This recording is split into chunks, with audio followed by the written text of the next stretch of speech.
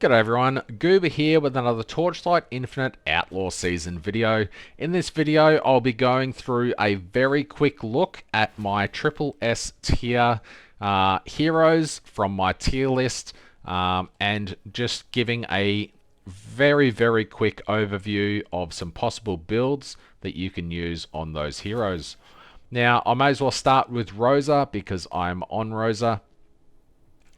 The best build guides that I've seen in game are from Satulka, who is a Russian, I believe, streamer, and he puts out a whole bunch of really immortal builds every season. So if you check him out on the creator section here, and hopefully he does Rosa again. However, we can have a look at his day one ground shaker, Rosa. Going on to the structure, having a quick look at the gear. You can pause this at any point. Stacking stats and resistances to just blitz through the game as quick as possible. Onto the main skill, we have Ground Shaker, which you would eventually automate with Rhythm, Raging Warcry, Blink, Life Source, Vulnerability, Acuteness Imbue, Weapon Amp, and Fire Magus. I believe Acuteness Imbue is changing next season. However, you'll just go with whatever the physical aura is in that slot instead. Onto the hero traits, we have Whirlwind. We have Unbreakable Stand, Divine Intervention, and Desperation, with a Channel Preparation in the auto skill slot. Let's have a quick look at the slates. Just +1 physical skill level is the main thing on all of these, with some extra tank and survivability thrown in. Quick look at the talents. We have Brutality, Automatic Upgrade, Ronin for Sprinkle and Trade-off. You can go through and have a better look at TLI DB to find out where all of these extra skills land in the upcoming season, and just use those extra talent trees as you see fit. If I went through all of that, this video would be 4 hours long, so I'm not going to do that.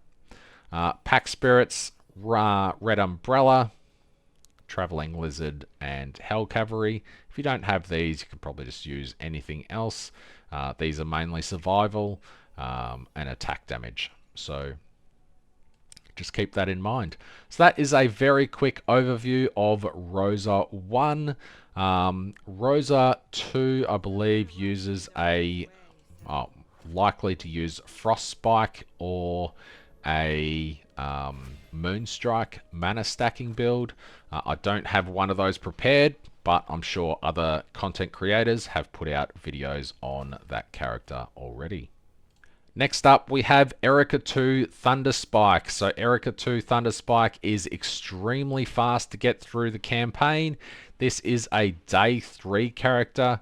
They've already got Ghost Slaughter and a whole bunch of other really nice items. Very good crafted gear, and that is mainly from the sheer speed that Erica 2 can blitz through everything and get into T8 farming. So she dashes through the entire campaign using Spiral Strike, and it is mind-blowingly fast. There is no cooldown on Spiral Strike, so you can just dash through the entire game. We have Thunderspike with Haunt, Steamroll, Electric Damage Everywhere, Electrocute, Fixate, Life Source, Spiral Strike, Thunder Imbue, Thunder Magus, Fearless, and Swiftness. On the Soul Candles, we just have a chance to gain blessing stacks, basically, and additional max damage while standing still while you are nuking the boss. Onto the talents, we have Goddess of the Hunt with Electrocute and Rushed. This should remain pretty much the same. Next up, we have Blade Runner with conductive and queer angle. Again, check out the new trees on TLI DB to find out where these core abilities lay, and then that will influence where your 4 trees come from. On the slates, we just have additional attack speed if you've dealt a crit strike rate lately, extra skill levels, and extra max damage on basically everything. Shadow quantity, which is for the haunt on Thunderspike, so you're hitting more enemies as you run through. Hero traits, we have electric plated motif, wild lightning, and charging equation. There is no ability on Erica 2, so we can't cover that. Next up, we have Carino 2, probably not the best league start character, as he's a bit clunky until you get some automation. However, once you have some automation, you can go with Ice Lancers. This one doesn't have automation, however, you just switch over to Ice Lancers and start your wilt stacking abilities. We have Blink, Corruption, Frost Shield, Deep Pain, Erosion Enhancement, Swiftness, and Corrosion Imbue. +1 jumps and just some LE res on the candles. I'm rushing because the server's about to go down. One of the core items for this build is Chaos Abyss. They are relatively cheap early on if you can farm up currency quickly. Otherwise, they start to get pretty pricey later on in the season. So just keep that in mind. You just want to stack as much Reap and Wilt damage. Gains 35% of the skills damage as base Wilt damage. That is very important for this item, for this build. If you want a cheap alternative, you can always go with Memory Daggers, because that they have that on their legendary affix. Valerie's Night Stroll. Let's have a quick look at the slates, or let's just go through the talents as well. Plague with Forbidden Power. Shadow Master with Dirt and Twisted Belief. Psychic with Affliction and Verbal Abuse for additional curse. You can go with Reap Purification as well. Onto the slates. Energy Shield cannot be interrupted. Subtle Impact for Blur gains additional damage over time. Reap cooldown recovery speed and all skills. Looking at the hero traits, we have Dark Shot, Lethal Interval, and Desperate Measure. There is no skill. And yeah, so that is that one. Next up, we have the SSS God Tier Moto. I'll just go to my build guides in here. So pro builds. This should remain mostly unchanged next season. There is a couple of damage buffs and one major upgrade that Boom Moto will really be able to benefit from next season. Fiend Crown is extremely cheap early on. You transition this into Warden's Breastpin and Machine Lord. However, they are very expensive, so maybe not early on. Maybe at the end of week 1 you'll have those. And then you just want to stack Energy Shield, Resistances, Minion Max Life, Minion Skill Level, and physical damage to minions wherever you can. These gloves were bugged at the start of last season, but next season they should give you percent life and energy shield regain effect from your synthetic troops apply to you. So you need to hit enemies to get life and energy shield regain. We're not hitting anything, our minions are hitting everything, so if you want regain, that is how you need to get it.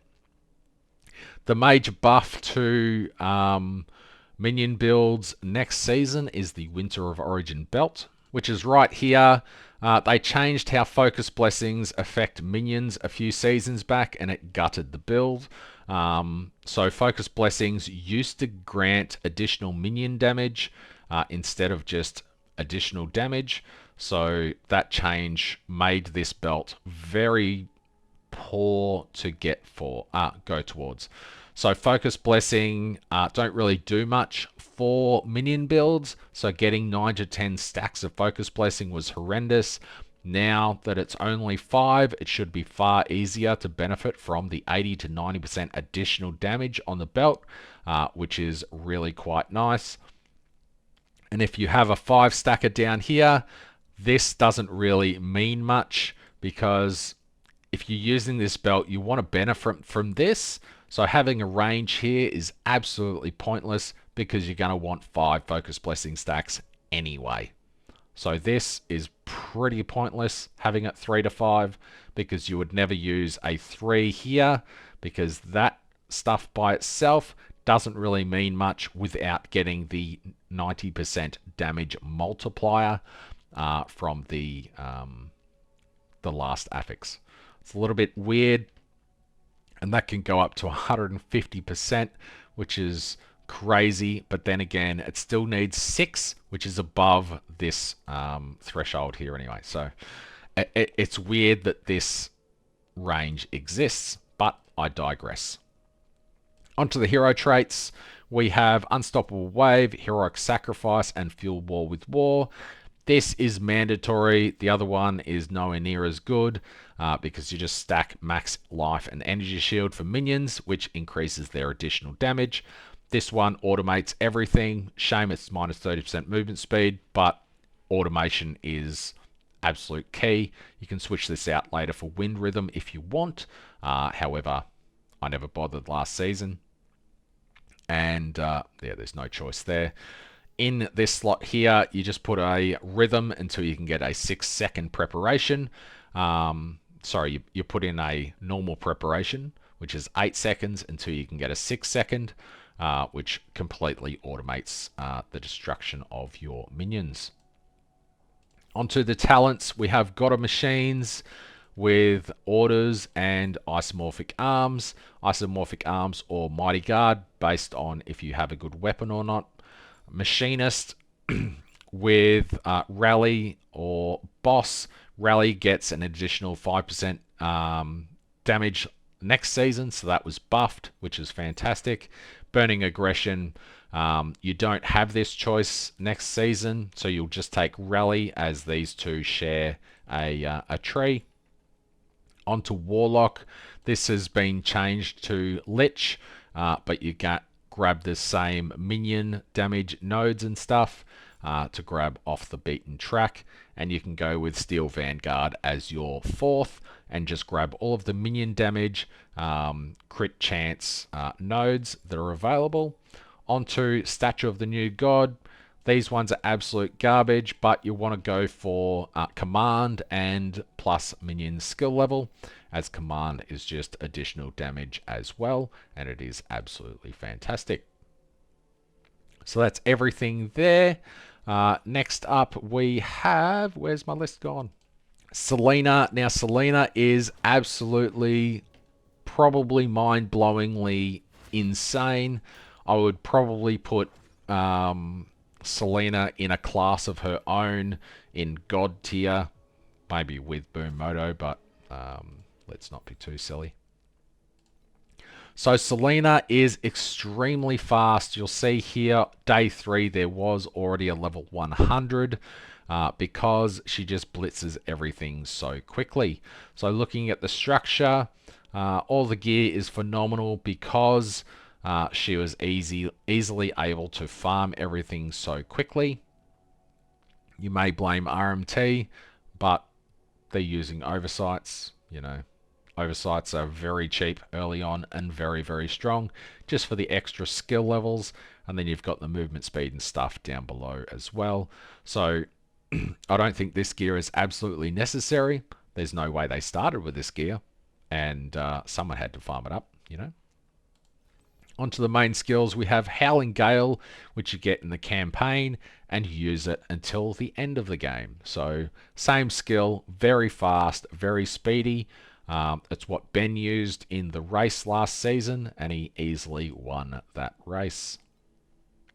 I think Selena also had the fastest SS20 clear, which was on day 4 or something, which is crazy to think about as well. We have poison relief and additional damage to cold. Onto the hero traits, we have wave, I want to say Araya, Idol of the Tide, and Murmurs of the Distant Tide. There's no skill. Yes, the game's going down soon. Onto the talents, we have Goddess of Knowledge with Chili and Insight, Elementalist with Focus and Peculiar Vibe, and finally Warlock with Indifference and Off the Beaten Track. I guess this will be using Lich as well. Max channel stacks, additional damage to cursed enemies, and stuff like that for the slates. I believe that's everything for that one. And finally, we have Goth Mummy. So, still looking at day 3. We'll go with Goth Mummy. Mind Control was nerfed. Excuse me. So we'll just go with Haunting Abomination. There is some boots that boost up your movement speed while standing on a terror skill. Haunting Abomination is a terror skill, and it is the one that Goth Mummy starts with, so you zoom through the campaign extremely quickly. Quick mouse over the gear here, as I'm rapidly running out of time to make this video. Having a look at the main skills here, Haunting Abom with the Magnificent and Noble, Corruption, Blink, Timid, Mana Boil, Domain Expansion, Fire Magus, Frost Magus, and Spirit Magus. Extra terror charges and a little bit of res there. Looking at the talents, we have Goddess of Deception with Mixture and Forbidden Power, Shadow Master with Dirt and Twisted Belief. Why am I so salivating too much? And finally, Indifference with Off the Beaten Track. Off the Beaten Track is insanely powerful, so instead of everyone choosing Warlock next season, they're all going to choose Lich and still get Off the Beaten Track. Statue of the New God, we just have Max Focus Blessing, Agility Blessing, and Tenacity Blessing to work with her core skills, a spell skill level, and stuff like that. Onto the hero traits, we have Unholy Baptism, Tarnished Sage, and Onset Depravity. That was a very, very quick overview of all of these builds. A lot of them will still be very, very powerful. They may have been nerfed or buffed slightly in the patch notes. I highly recommend that if you want a more in-depth view of any of these characters, and maybe an idle action, influences how you go about your choices. It definitely made me play Rosa this season. I suggest you go and check out any of the other content creators that have put out build guides for SS8. These classes will still be very strong next season, and having a better overview of the character that you're going to be playing is always a very good starting point. You can always check out heroic.gg, minmaxarpg.com. They also have some pretty good build guides on there too. Finally, don't forget to sign up for my community event. So I am running a Race Goober to level 100. As you saw, that Selena got it in 3 days. Absolutely dominated. So there will be one round robin for anyone who enters that will be drawn if I hit 100 or at the end of week 1. And that'll be for 5,000 primos.